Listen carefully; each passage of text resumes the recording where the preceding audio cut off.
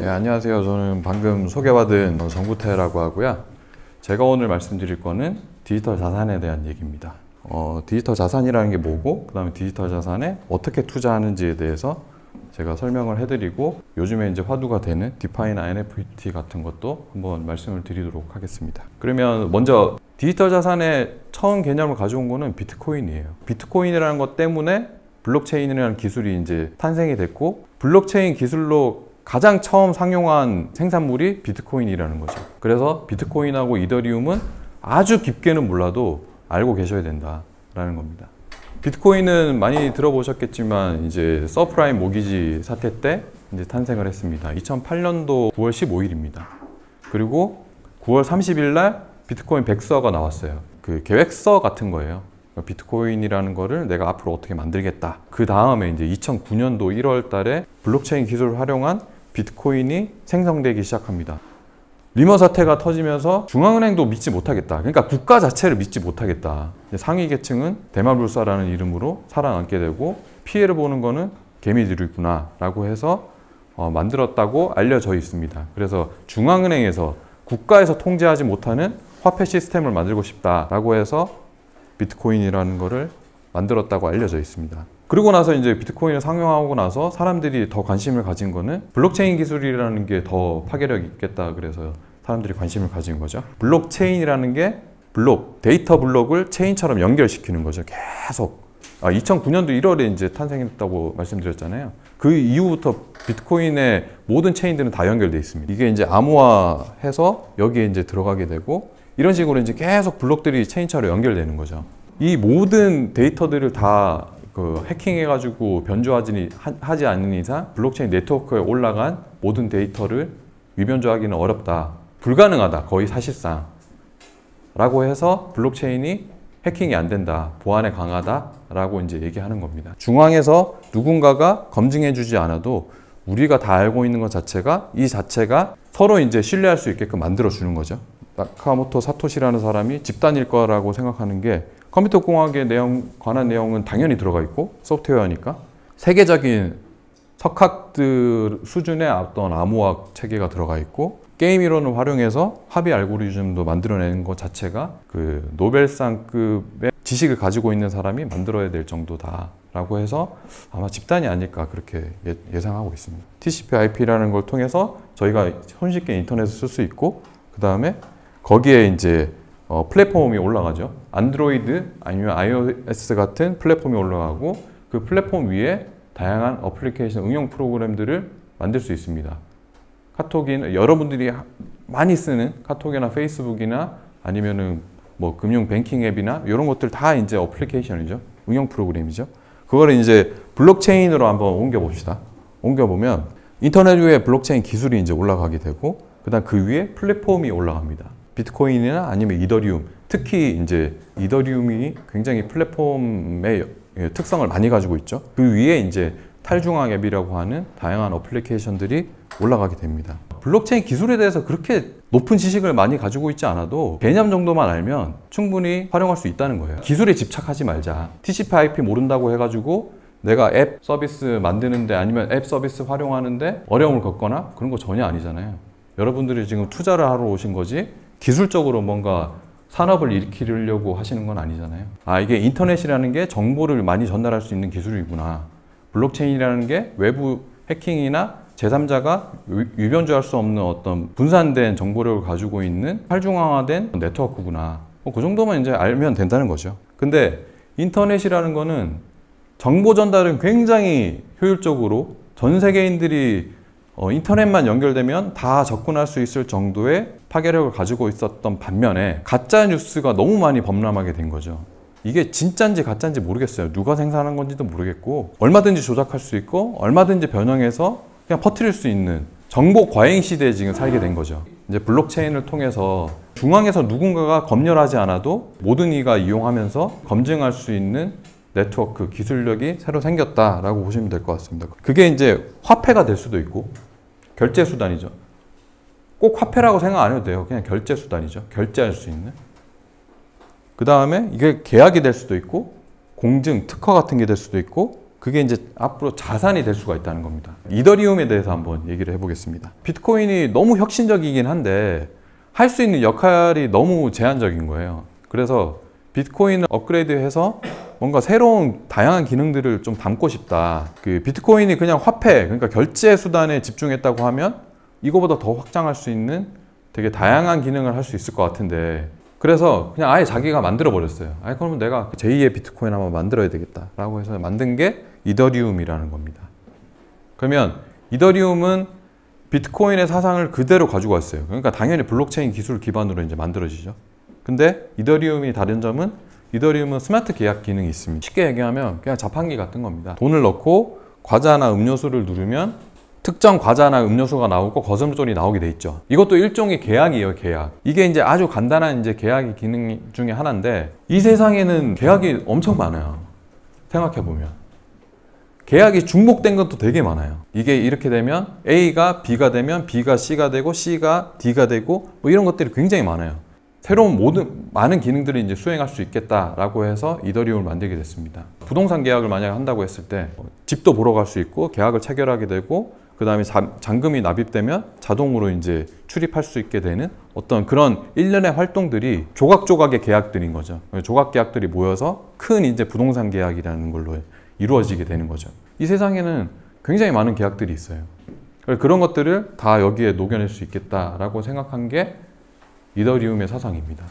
그래서 이더리움에 관심을 가져야 되는 거는, 이더리움은 그러니까 스마트폰에 있어서는 그 애플의 iOS나 아니면 안드로이드 같은 역할을 하고 싶어요. 그 위에서 새로운 기능들을, 우리는 그냥 플랫폼이니까 너네가 만들고 싶은 거 만들어, 뭐든지 만들어 라고 이제 생각하는 거죠. 그래서 그 어플리케이션, 그러니까 탈중앙 앱을 디센트럴라이즈 어플리케이션이라고 하는데, 이제 탈중앙, 뭐 카톡이 나온다고 하면 탈중앙 카톡 뭐 이런 것들이 이제 나올 수 있겠죠. 왜냐하면 카톡은 중앙화되어 있는 앱이기 때문에 정부에서 만약에 카톡에 무슨 문제가 생겼으니까 거기 있는 데이터 다 갖고 오세요. 그러면 그 다 털리는 거예요. 그런데 탈중앙 앱이라는 거는 만약에 그런 이제 사상이 들어간다고 하면 검열할 수가 없어요. 이게 중앙 서버에 안 들어가 있거든요. 그 정보들이. 뭐 그런 식으로 이제 다양한 탈중앙 생태계가 이제 만들어질 수 있는 겁니다. 그래서 현재는 이더리움 기반으로 해서 나온 탈중앙 앱들이 전 세계 이제 한 3,500개 정도 되는데, 그 중에 80개가 이더리움이에요.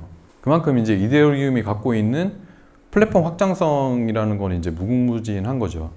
애플이 핸드폰을 팔아가지고, 그러니까 기기를 팔아가지고 버는 돈보다 그 마켓, iOS에서 그 판매하고 있는 그런 애플리케이션들한테 이제 수수료 계속 떼잖아요. 한 30% 정도 계속 떼잖아요. 그 수익이 더 큽니다. 그러니까 블록체인계의 플랫폼이 되기 위해서 이더리움이 계속 발전을 하고 있습니다.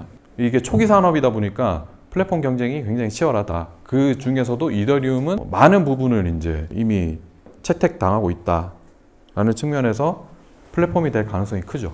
이더리움의 또 장점은 플랫폼이라서 되게 다양한 역할을 할 수 있어요. 이더리움 위에서 올라가는 이제 그 결제 수단이 이더라는 거죠. 비트코인하고 똑같은 역할을 하는 거죠. 결제도 할 수 있고, 이 디지털 자산은 되게 다양하게 결합할 수 있다고 말씀드렸잖아요. 유틸리티라는 걸 통해서 금융에다가 적용해 보니까 디파이가 된 거고, 희귀성이나 아니면 창조성에다가 결합해 보니까 NFT가 된 거고, 그 다음에 증권에다가 주식에다가 한번 결합해 보니까 이제 STO라는 개념이 새로 생겨나게 되는 겁니다. 그 정도로 이제 이더리움이라는 거는 되게 확장성이 있다 라고 생각하시면 됩니다. 그래서 비트코인은 이제 1세대 블록체인이라고 하고, 이더리움을 2세대라고 합니다. 그래서 비트코인이 지향하는 거는 월드뱅크라고 하고요. 그 다음에 이더리움은 월드 컴퓨터라고 합니다. 그래서 이더리움 지지자들은 이제 비트코인이 계산기라면 이더리움은 컴퓨터다라고 얘기하고 있습니다. 시가총액의 상대 비율도 보면 이제 비트코인이 이제 한 45%, 이게 계속 이제 떨어지고 있죠. 왜냐하면 새로운 이제 대체 코인들, 알트 코인들이 계속 나오고 있으니까. 이게 보통 도미넌스라고 하는데 한 50% 정도 되고, 그 중에서 비트코인의 절반이 한 이더리움 정도 된다고 보시면 됩니다. 이게 이제 디지털 자산이라는 거는 되게 다양하게 붙을 수 있다. 주식하고도 붙을 수 있고, 채권하고도 붙을 수 있고, 그 다음에 부동산하고도 붙을 수 있고, 되게 다양한 자산들하고 붙을 수 있는 확장성을 가지고 있다는 겁니다. 특히 이제 코로나 팬데믹 이 일어나고, 그 다음에 온라인이 대세가 되고 모바일이 대세가 되면서 점점 더 디지털 자산에 대한 관심과 투자는 늘어나고 있다는 겁니다. 우리는 이미 경험을 해봤잖아요. 2017년도, 18년도 때 우리나라 국민들이 너무 똑똑해서 선구자적인 역할을 했어요. 2017년도 때 와 막 가자 그러면서 막 뛰어들어가지고, 근데 그때 이제 너무 시장 초기여가지고 기업들이 안 들어왔어요. 그래서 이제 폭락을 했죠. 지금 시장은 그러면 다르다는 겁니다. 다양한 기업들이 다 들어오고 있어요. 들어왔어요 이미. 페이팔은 웬만한 그 미국의 은행보다 훨씬 큰 기업입니다. 페이팔은 이제 우리나라로 따지면 카카오페이나 아니면 네이버페이 같은 간편 결제 회사인데 이미 결제 시장을 거의 다 먹었어요. 그 비트코인이나 이더리움을 통한 결제 사업에 지금 뛰어들었고요. 마찬가지로 이제 스퀘어라는 회사도 이제 비슷한 간편 결제 회사인데 최근에 이제 블럭이라는 회사명을 바꿨어요. 우리는 그냥 블록체인 회사가 되겠다. CEO가 완전 추종자예요. 잭 도시라고. 그래서 아예 회사 이름도 블럭으로 바꿨습니다. 그래서 뭐 애플페이도 자체적으로 앱 안에서 이제 결제할 수 있게끔 돼 있고, 특히 이제 일론 머스크 테슬라가 비트코인을 2조 원 정도 샀다가 사고 그 다음에 결제를 열었다가 지금 중단을 시켜놨는데 그것도 아마 뭐 재개가 되지 않을까라고 이제 사람들은 예상을 하고 있는 거죠. 이 정도로 기업들이 많이 들어왔습니다. 그러면 아까 그 기업들을 알겠는데 실제로 그럼 기업들이 뭐 얼마나 들어가 있길래, 이게 이제 많이 갖고 있는 기업들 그냥 뽑은 거예요. 마이크로 스트래티지라는 회사는 클라우드 기반의 소프트웨어 회사입니다. 우리나라 이제 ERP 같은 회사. 좀 심할 정도로 많이 샀어요. 뭐 회사채 발행해가지고 사고 막 그랬거든요. 최근에 이제 가격 조정이 일어나면서 또 샀어요.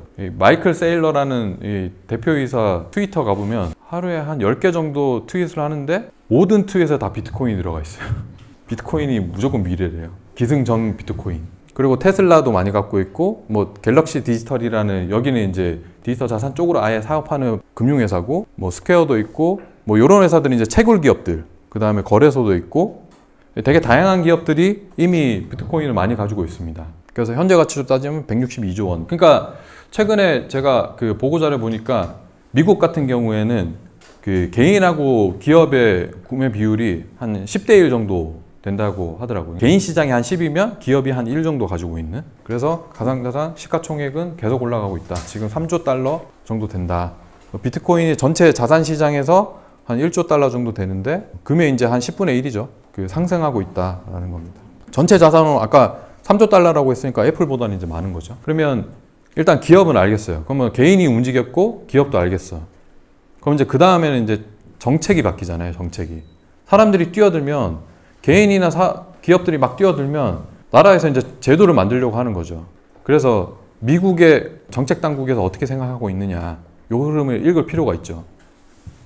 미국도 되게 부정적이다가 많이 바뀌었어요. 우리나라 이제 금감원이라고 보시면 됩니다. 좀 나눠져 있는데, 우리나라 이제 예전에도 한국은행도 감독 기능을 일부 가지고 있었거든요. 그게 이제 통화감독청이라고 보시면 되고, 그 다음에 증권거래위원회라고 해서 주식시장 이제 보고 있는 데들이 있는데, 얘네들을 보면 통화감독청은 은행에서 디지털 자산 사업 직접 하라고 얘기했어요, 이미. 그 다음에 증권거래위원회는 최근에 이제 비트코인 선물 ETF 승인해줬죠. 그런 것만 봐도 스탠스가 많이 달라졌다라는 거를 알 수 있습니다. 그리고 국제기구인데 이게 화폐 기능을 많이 갖고, 그러니까 결제수단, 통화, 화폐 기능을 많이, 이게 국가 간의 어떤 통로가 없이 자산이 이전되다 보니까 FATF라는 이제 국제 자금 세탁 방지 기구라는 데가 있어요. 여기도 마찬가지로 미국이 돈 제일 많이 내고 있죠.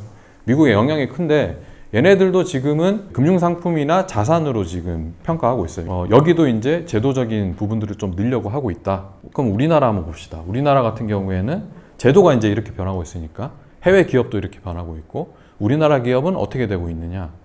우리나라 대표적인 빅테크 기업 중에 하나인 카카오하고 네이버는 이미 디지털 자산 발행을 했어요. 2018년도 때 거품 개인들이 이제 흔히 이제 상기의 난이라고 해서 시체말로 막 떡락하고 개인들이 이제 막 다 떠날 때 기업들은 슬금슬금 들어와서 자산, 코인 발행하고 그다음 그 사업 막 꾸리고 있었어요. 그게 이제 지금 한 3년, 2, 3년 되다 보니까 지금 이제 좀 어느 정도 네트워크는 구성이 됐고, 거기다가 이제 무슨 서비스를 올릴지 지금 그 고민하고 있는 단계인 거죠. 카카오는 클레이튼이라는 네트워크를 개발을 했습니다. 클레이튼이 지향하는 바는 이더리움이에요. 클레이튼이 하는 거 보면 이더리움하고 되게 비슷해요. 플랫폼이 되려고 해요, 클레이튼은. 그러면 카카오가 왜 클레이튼을 만들었냐. 카카오 최근에 국회에 끌려가고 하는 것들이 내수산업이라는 거잖아요. 카카오톡이라는 거를 통해서, 플랫폼을 통해서 카카오톡 우리나라에서만 1등이지 다른 나라에서 잘 쓰지도 않아요. 카카오톡이라는 거 통해서 지금 그룹사 시총으로 따지면 거의 한 5등 정도 될 거예요. 신생 재벌이 된 거죠. 해외 사업을 해야 되는데 할 수 있는 방법이 딱히 없는 거죠. 그래서 카카오가 선택한 거는 블록체인입니다. 블록체인은 국가 간의 경계가 없기 때문에 되게 다양한 사업을 이걸로 인해서 펼칠 수 있어요. 그래서 최근에 이제 카카오는 크러스트라는 회사를 싱가포르에다가 차렸습니다. 그래서 이 지금 현재 하고 있는 클레이튼 생태계를 글로 가져왔어요. 아마 국내에서는 두 가지인 것 같아요. 첫 번째는 국내에서 사업하기 되게 힘들다. 규제가 너무 심하다. 두 번째는 해외에서 사업을 해야 되겠다. 그러니까 이게 요 클레이튼이라는 것도 마찬가지로 이제 국내 사업을 하기 위해서 만든 게 아니라 해외 사업을 하려고 한 거다 보니까 전 세계 금융 중심지로 가자라고 해서 싱가포르로 간 것 같습니다. 그리고 싱가포르의 이 디지털 자산 관련된 규제가 우리나라보다 훨씬 더 클리어해요. 싱가포르는 아시아의 금융 허브가 되고 싶어 하잖아요. 싱가포르도 마찬가지로 이제 이 블록체인 산업, 디지털 자산 시장을 새로운 부흥의 어떤 역할로 이제 삼고 있는 거죠. 그래서 보면은 NFT 발행도 현재 하고 있고요. 크래프트 스페이스라는. 그 다음에 카톡에 보면은 보기 메뉴 보시면은 거기에 이제 클립이라고 이 지갑 연결할 수 있는 디지털 자산 지갑을 연결할 수 있는 그런 기능도 가지고 있습니다. 네이버도 카카오하고 똑같은 시기에 디지털 자산을 발행을 했습니다. 네트워크 이름은 라인 블록체인이라는 거고 자회사가 만든 거예요. 네이버가 할 수가 없으니까 네이버의 자회사가 라인이잖아요. 일본에 근거를 두고 있는 라인. 라인도 이제 카카오톡과 마찬가지로 메신저를 운영을 하고 있고 라인 네트워크라는 블록체인 네트워크를 만들었고 거기에서 발행되는 화폐 같은 역할을 하는 게 링크라는 겁니다. 링크. 직접 거래소를 2개 갖고 있어요. 그 정도로 되게 활발하죠. 라인이 블록체인 사업을 한 거는 라인은 일본은 이제 카카오톡과 같은 역할을 하지만 동남아에서 되게 많이 쓰거든요. 대만, 뭐 인도네시아 이런 데서 이제 많이 쓰는데 거기에서 라인에다가 블록체인 사업을 좀 붙이고 싶어서 하는 게 많습니다. 제이미 다이먼이라는 JP 모건에서 10년 이상 한 그 CEO거든요. 이 사람이 이런 얘기를 했어요. 이 사람도 맨날 비트코인에 대해서 공격하거든요. 또 희한하게 미국 그 금융사업 중에서 또 은행들 중에서 제일 적극적인 거는 또 JP 모건이에요. 되게 아이러니하죠. 제이미 다이먼은 이런 얘기를 했어요. 나는 비트코인에 관심 없지만 자기 고객은 관심이 있기 때문에 우리가 펀드 같은 것도 만들고 고객들이 투자할 수 있게끔 리서치 센터도 만들고 리서치 보고서도 내고 이렇게 하는 거다라는 거예요. 그러니까 미국의 어떤 전통적인 금융산업을 이 사람이 이제 대변을 해준 거고 우리나라도 아마 이렇게 될 거다. 지금 되고 있다라는 겁니다. 비트코인의 적정 가격은 얼마일까요? 알 수가 없어요. 저도 모르겠습니다. 비트코인은 지금 과거의 가격 흐름을 보면 반감기라고 있거든요. 4년마다 채굴할 수 있는 비트코인의 양이 줄어들어요. 2009년도 때 처음 나왔다고 말씀드렸잖아요. 처음 나오고 그때는 이제 한번 블록 생성할 때마다 보상으로 50비트를 줬어요. 그러다가 4년 지나가지고는 절반 25, 그 다음에 12.5, 지금은 6.2를 주거든요. 6.2. 근데 지금 과거의 흐름을 보니까 반감기가 되고 나서 한 1년 동안은 급격하게 오르더라. 이게 이 수요와 공급에 이게 수급이 안 맞다 보니까 급격하게 오르더라. 과거의 데이터하고 그 다음에 비트코인의 수급 현황을 보니까 이렇게 가격이 이제 이런 식으로 움직이더라 라는 건데 그동안 계속 맞추다가 11월 달에 완전 틀렸어요. 이 사람이 팩터를 가지고 있는 거는 지난 과거 데이터, 그 다음에 이 반감기, 수급에 대한 내용이잖아요. 근데 비트코인이 예전에는 되게 단순했다고 하면 아주 소수가 들고 있으니까 되게 단순한 시장이었다고 보면 지금은 점점 복잡해지고 있어요. 왜냐? 전통 시장과 전통 금융시장하고 실무시장하고 계속 연계되고 있거든요.